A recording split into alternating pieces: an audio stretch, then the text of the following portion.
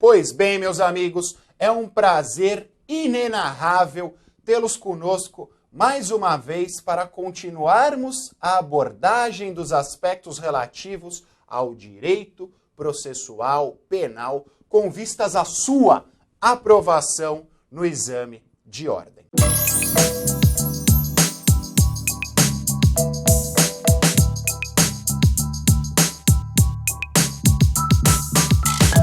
Nesta 53ª aula, continuaremos ainda a abordagem dos aspectos relativos aos procedimentos existentes no Código de Processo Penal.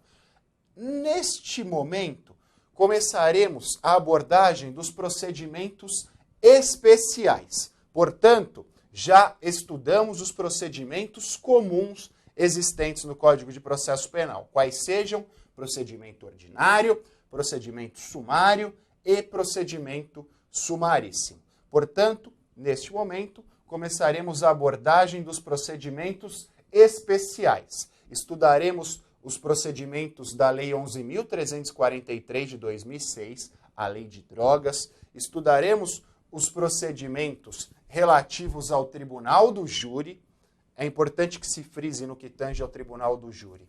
Este está previsto no Código de Processo Penal, mas é considerado um procedimento especial.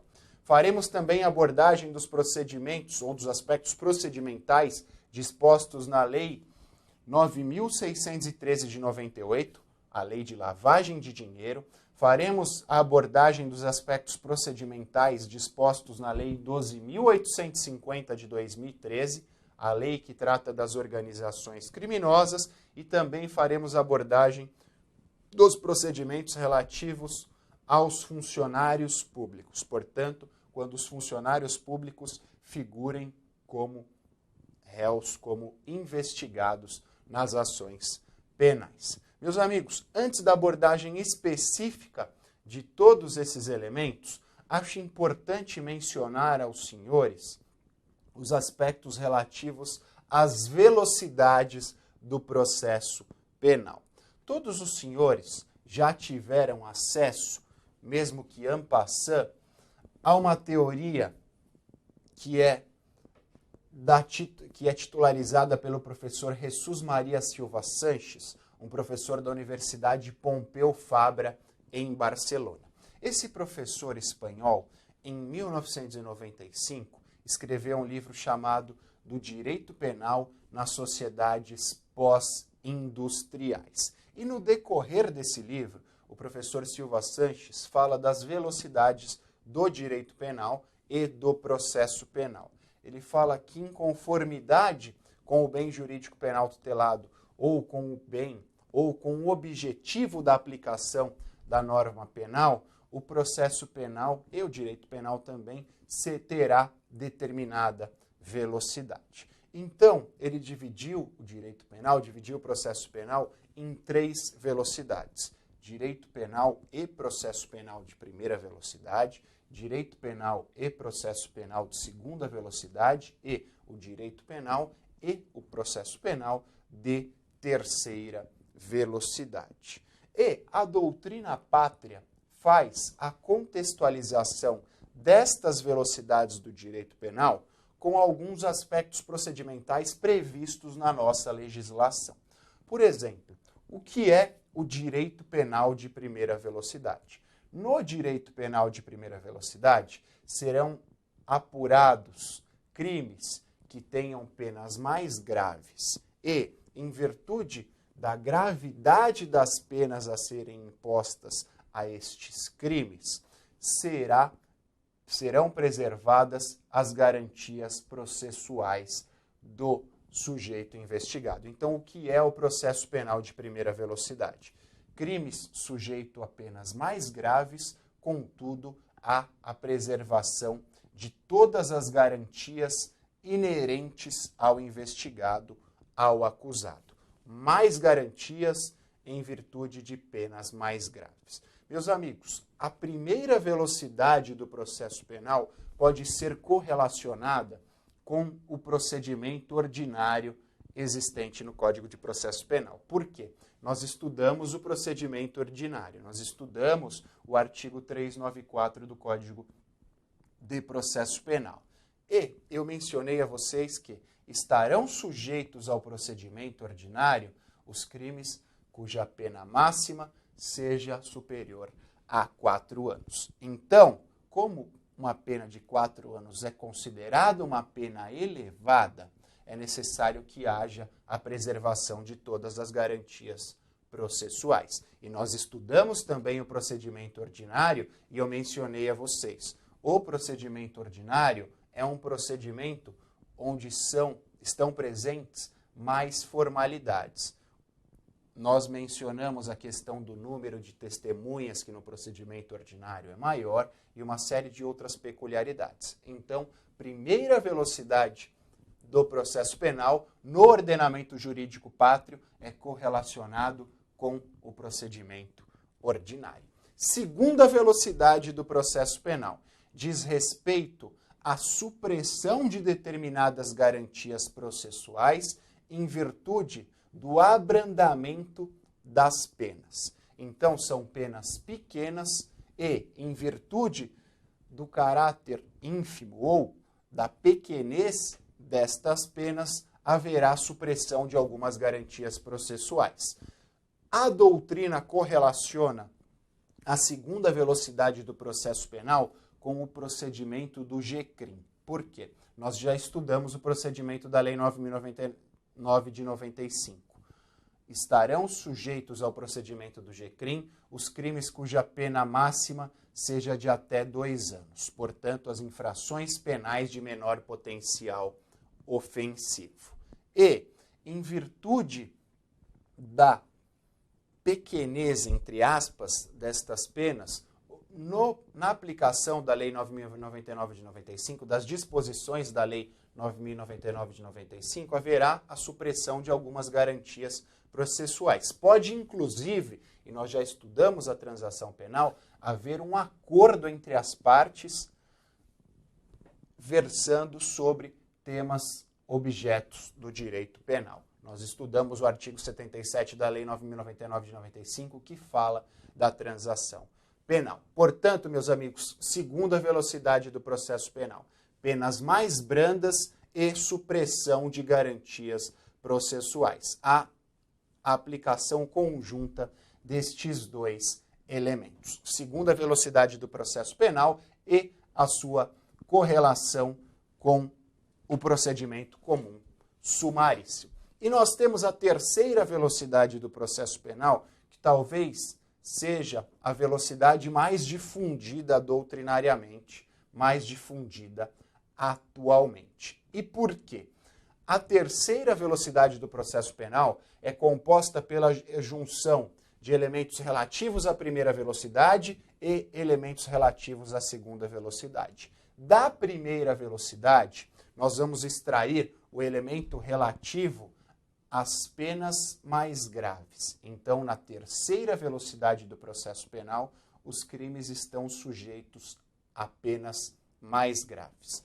E, da segunda velocidade do processo penal, nós vamos extrair a supressão de garantias processuais. Então, na terceira velocidade, haverá também a supressão de algumas garantias processuais. Portanto, atentem à terceira velocidade.